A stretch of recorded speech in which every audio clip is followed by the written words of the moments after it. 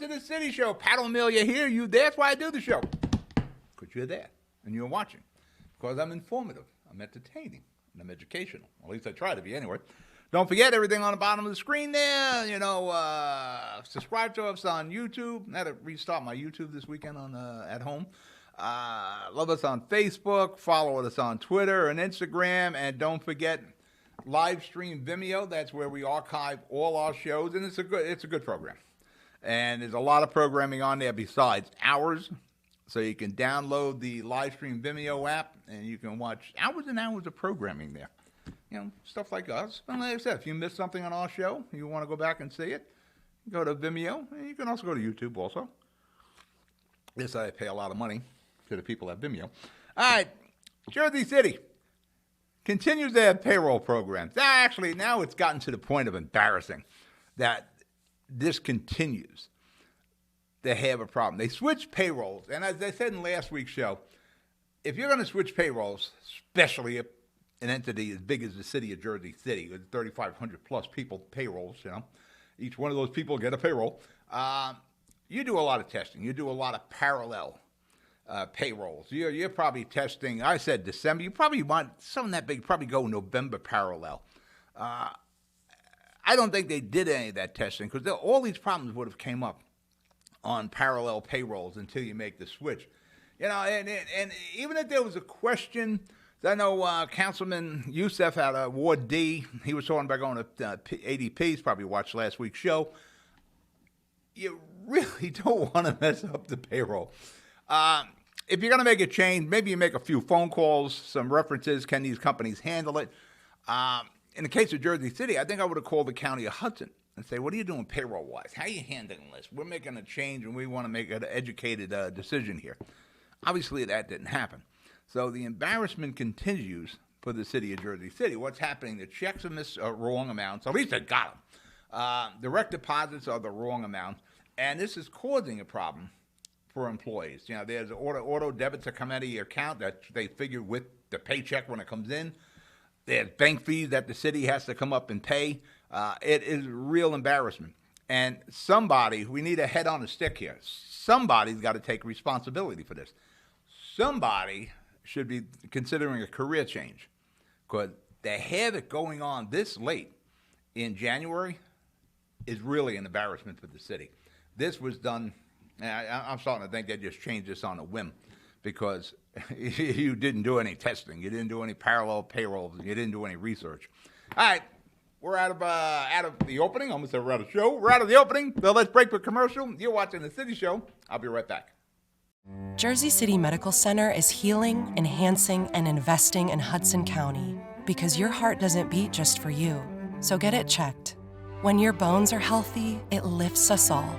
We're delivering joy daily in our Lord Abbott Maternity Wing and providing New Jersey's only NCI-designated comprehensive cancer center. We'll continue building our medical network and taking every precaution for your safety so that we can all be healthy together. Burns Brothers Memorials, Monuments, and Markers, 787 Tunley Avenue, Jersey City.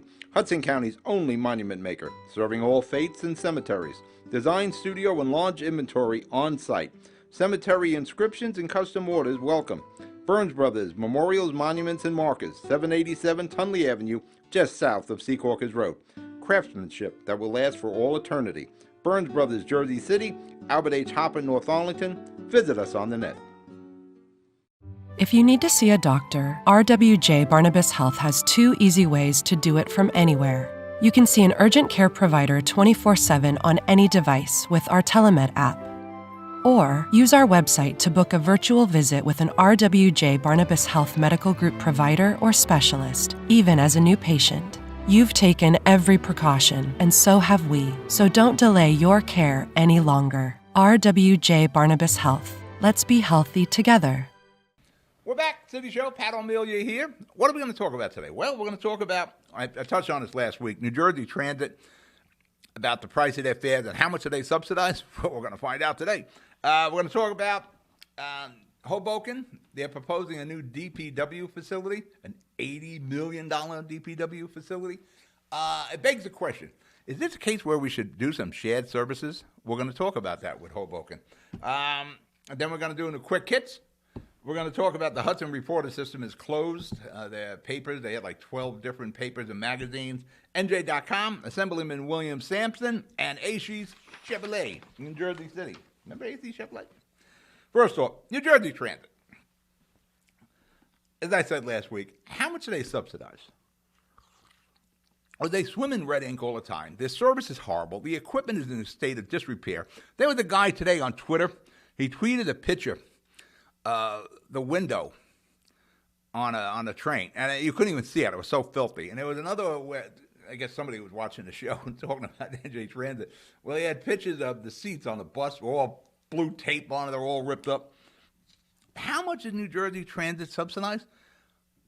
74% is subsidized. That means 26% of the operating budget actually comes from a fare. Think about that. Now, if you're not riding New Jersey Transit, if you're not taking the train, you're not on the bus, you're not on a light rail, you're paying for New Jersey Transit because they're taking money from everywhere they can. The state keeps moving money around to get them subsidized. And there's people that talk, well, we need a dedicated source of funding for the New Jersey Transit. Yeah, there is one. We'll get to that. 26% of the operating budget is covered by a fare. That is friggin' ridiculous. Their budget right now, New Jersey Transit for 2023, is $2.75 billion, with another $2.64 billion for capital projects. New Jersey Transit is living right now off some Fed money. They get Fed money. They get tax dollars from the state budget.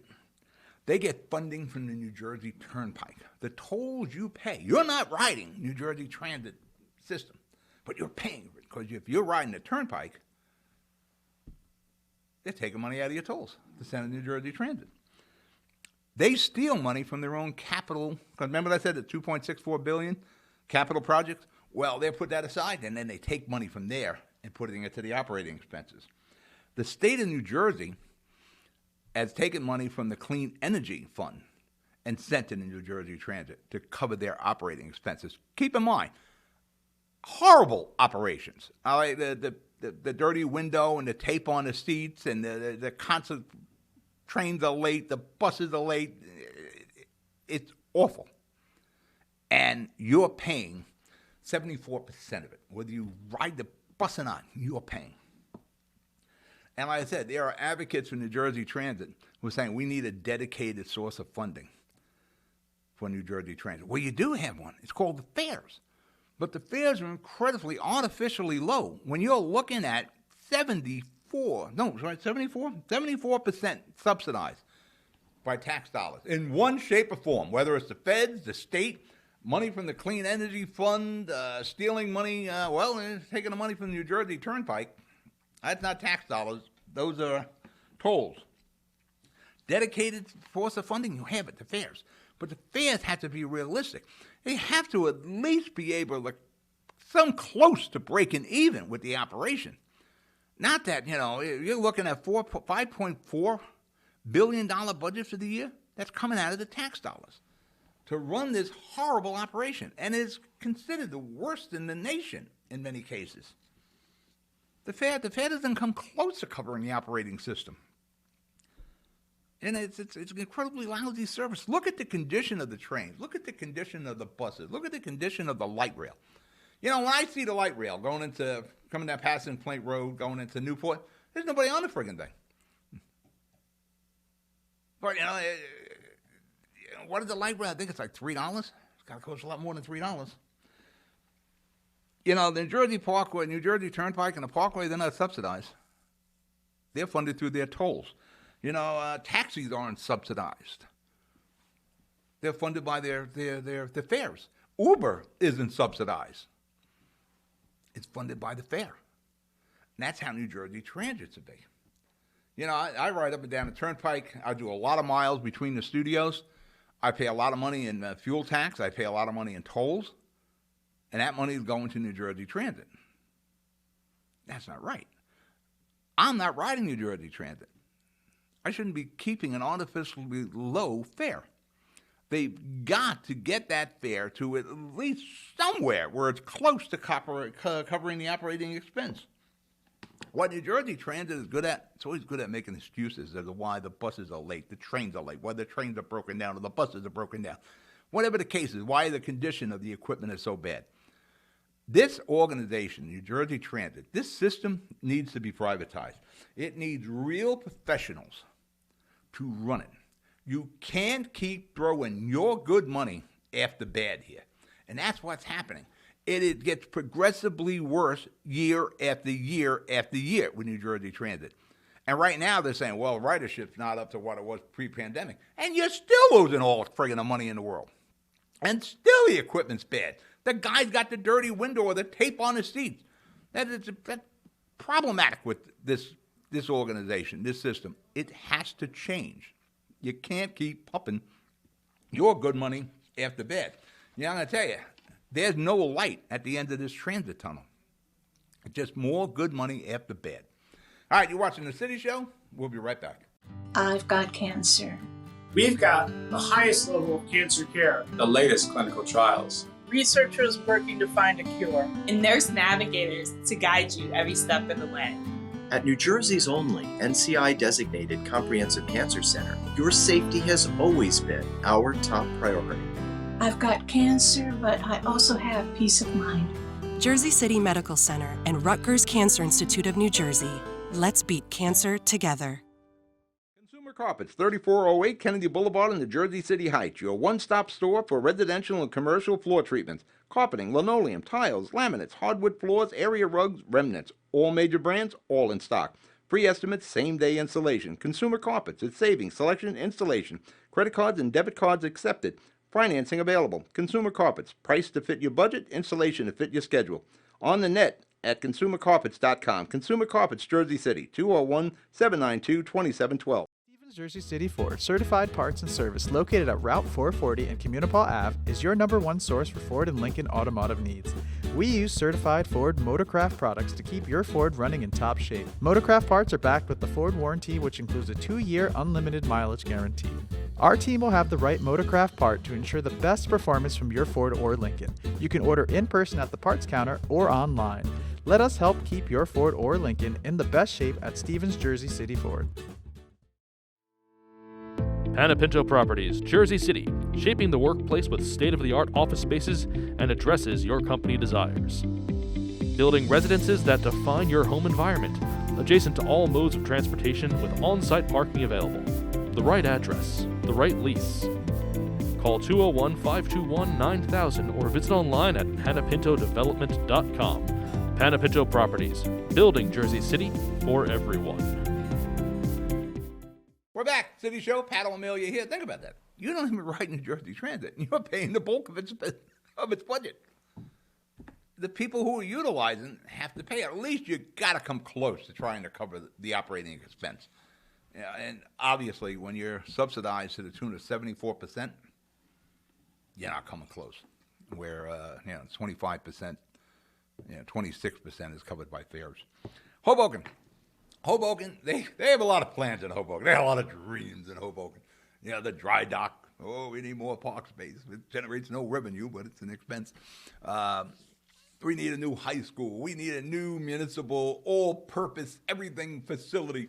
It'll have a football field. It'll be the fire department. It'll be the police department. It'll be the courts. It'll be everything you want it to be in Hoboken. The damn town is a little more than a mile square. It's a little bit bigger than Seaside Heights. And they want to put an $80 million DPW facility in, a new one, new construction. Now the question is, maybe it's time we look at shared services. Maybe Hoboken tries to turn around and say, listen, residents of Hoboken, very expensive, small little town, Hoboken.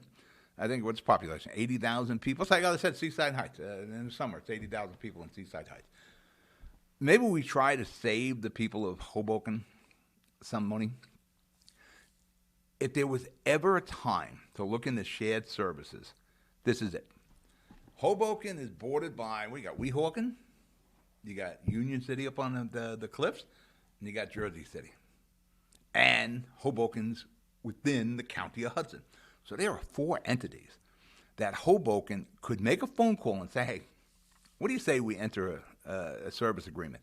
Maybe we don't need an $80 million facility. Maybe we can get by with a $10 million or $20 million and enter a shared service agreement with Hoboken, or Jersey City, Union City, or the County of Hudson.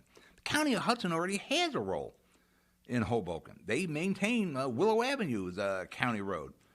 There's numerous county roads that were transferred over to the County of Hudson back in the 80s. There's already a presence there.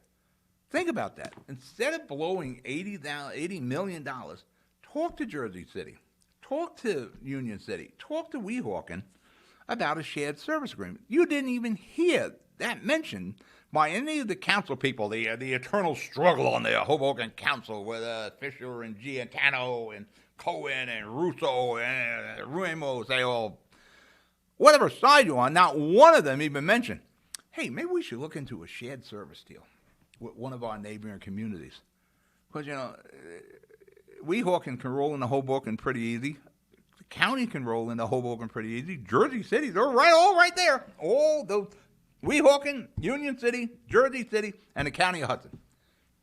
Anybody make a phone call? Yep. Yeah, nobody's even considered the option.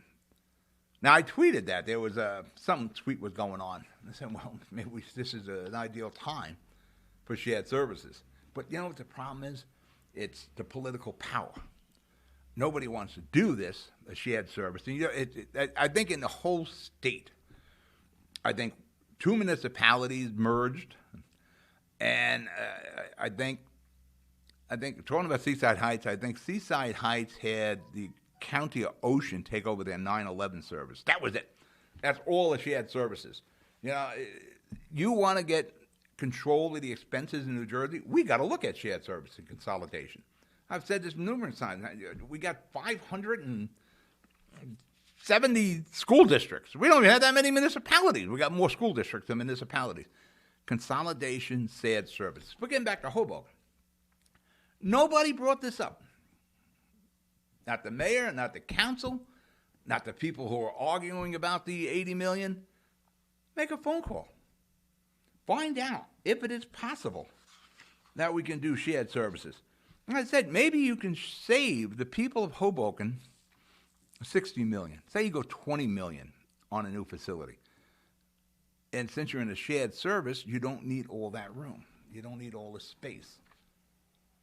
Let Jersey City come in and do some road work. Let the County of Hoboken come in and do some road work or park, whatever the DPW's responsibilities are. Because it's kind of interesting when you look at DPWs these days, they don't do a lot of work anymore.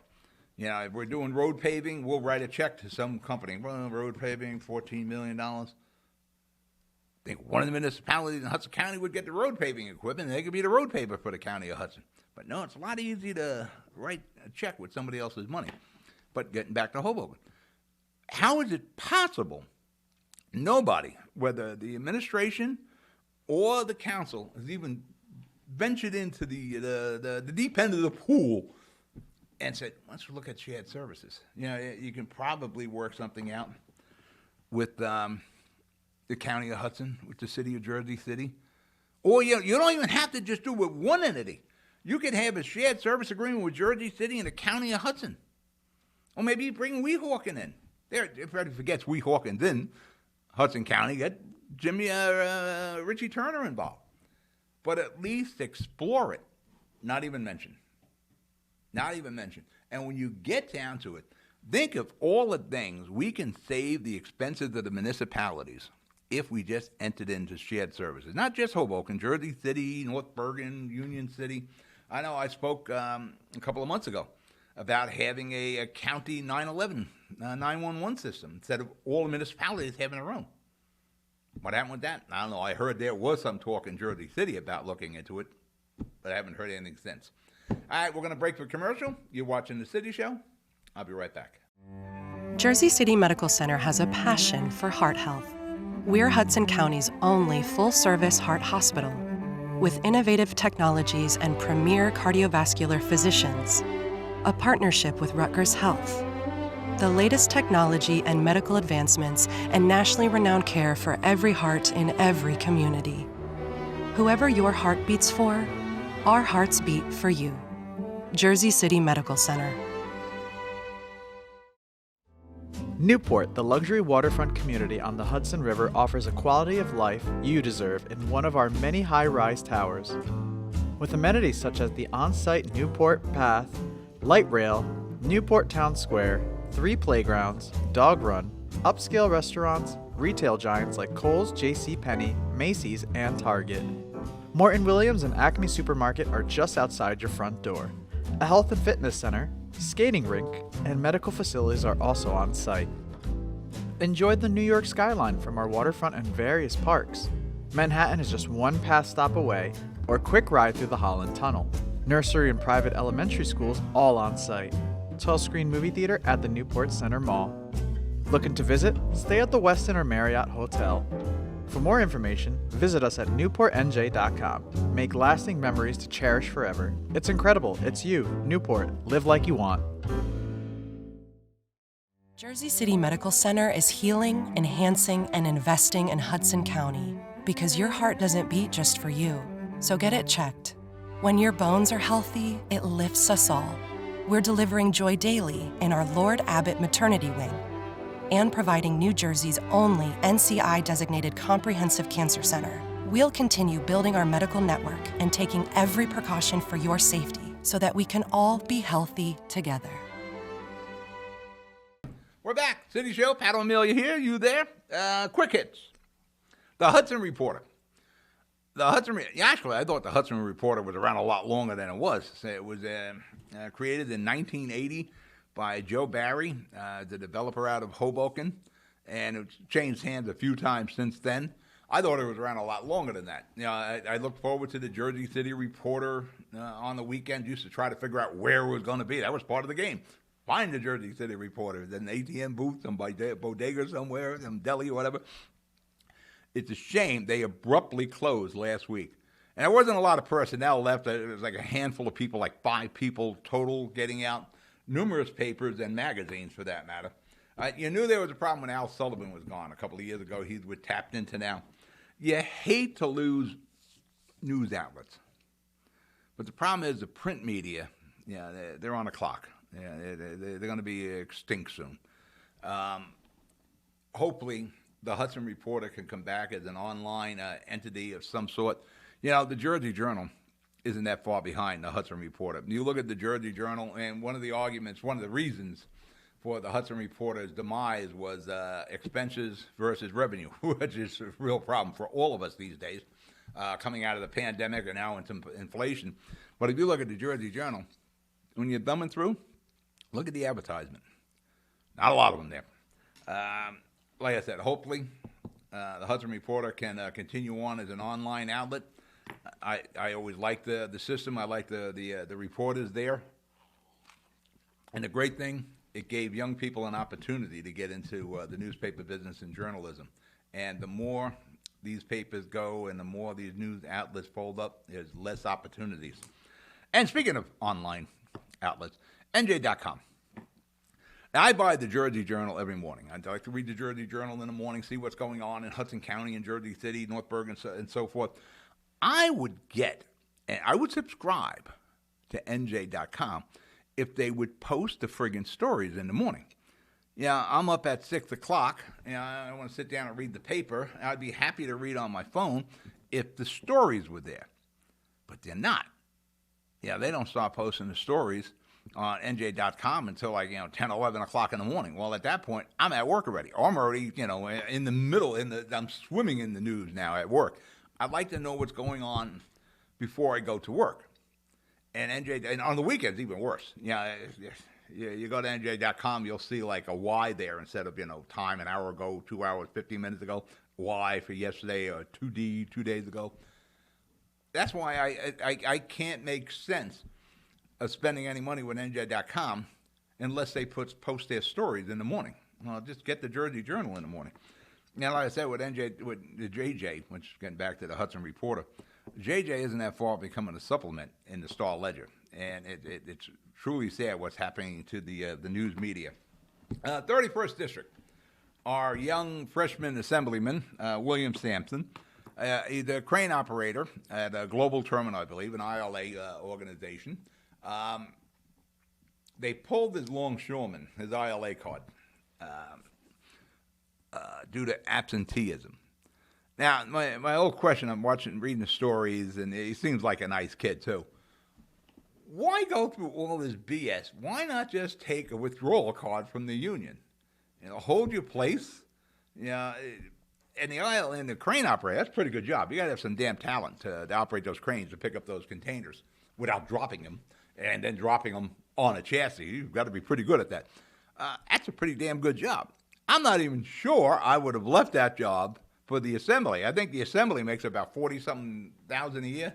He's banging down a lot better at the ILA. But at least what he should have done is take a withdrawal card to hold his place in the union, hold his place at the job, and do his time as an assemblyman. See, the assembly, that's a slippery slope being an assembly, because you serve at the whims of the mayors. And whatever municipality it is, the mayors choose who the assembly or the state senator is going to be, unless there is, somebody goes rogue. And that doesn't often work, especially in Hudson County and New Jersey, going rogue. Because that means you would have to win offline. So hopefully something can be worked out between Global Terminals, the crane operators, and the longshoremen union, the ILA, that Mr. Sampson doesn't lose his position at the docks. And sadly, we lost two things this week, Hudson Reporter and AC Chevrolet. Now, as a kid, I grew up in Dogpatch, right down the hill from where AC Chevrolet was, up on JFK Boulevard by the St. John's Church, 31 school there. It was there for all my life. It was there for 70 years, it turns out. When I was a kid, I'd walk up the hill in September when the new cars came out and go look at the new cars. They'd chase me out of the showroom. It was a very unique building. I didn't appreciate the architecture until I was much older. And it was just a couple of days ago, I was riding by, and the AC Chevy sign was iconic. It should have been saved, but unfortunately it was not. The building's now been demoed, and I was just up there a couple of days ago. I realized you can't save the building because, we're going to build residential units there. Well, we should have saved the sign. We could have made that sign part of the new development, but unfortunately, as I understand it, that opportunity has been lost because the machine just came by and knocked everything down. A big piece of Jersey City history was lost there. We should have saved the AC sign, and for what just popped in my head, we should have saved the Tippy charcoal, the heaven sign also. But all those memories of Jersey City are gone, and it's unfortunate. All right, we're out of show. You be good. You be safe. I'll talk to you next week. Good night.